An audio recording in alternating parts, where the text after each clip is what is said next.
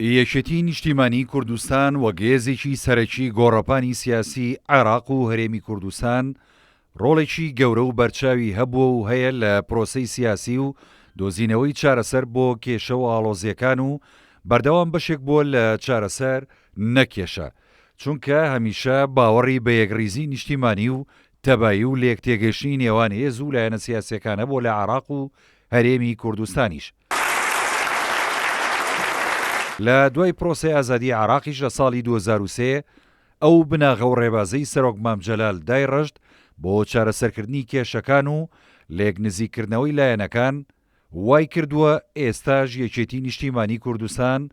لەسەر هەمان بناغە و ڕێباز کار بکات و بەردەوام بەشێک بێ لە چارەسەرکردنی کێشەکان و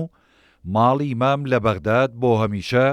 بە چەتری کۆکەرەوەی لایەنەکان و سەرچاوەی چارەسەرکردنی کێشەکان بمێنێتەوە. بۆ ئەمە شەمولایەنە عێراقیەکان و تەنانەت هاوڵاتیانیش بەردەوام دانیان بەو ڕاستیە داناوە کە یەکێتی هێزێکی گرنگ و کاریگەرە و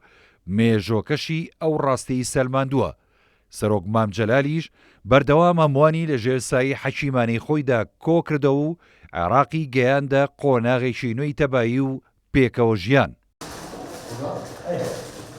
لە دوای هەڵبژاردنەکەی ساڵی ڕابردووی ئەنجومەنی نوێنەرانی عێراقیش کە کێشە و ناکۆچی زۆر لە نێوان لایەنە سیاسیەکانی عێراق بەگشتی و نێوماڵی شیعە و سوننە بە تایبەتی سەری هەڵدا، باڤڵ جەلال تاڵەبانی سەرۆکی یەکێتی نیشتیمانی کوردستان لەسەر بنەمای ڕێبازەکەی سەرۆک مام جەلال چەندین جار سەردانی بەغدادی کرد و لە ماڵی مام لەگەڵ هەموو هێز و لایەنەکان گفتوگۆی کرد بە مەبەستی دۆزینەوەی ڕێگەچارەیەشی گونجاو بۆ کێشەکان، بۆ ئەوەی جارێکی تر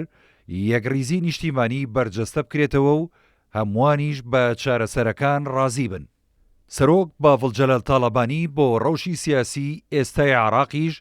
لە هەموو کۆبوونەوە و دیدارەکانیدا بەردەوام جەختی کردوتەوە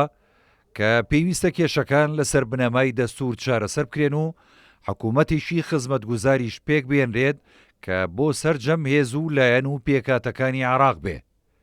ئێستاش جارێکی تر سەرۆک باڤڵ جەلال تاڵەبانی لە بەغدادە و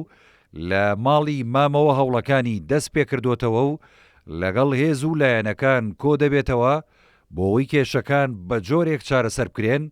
کە ڕەزامەندی هەمووانی لەسەر بێ و کۆتایی بە چەقبەستووی سیاسی بهێنرێت و حکوومەتێکی خزمەتگوزار بە بەشداری هەموو لایەنەکان و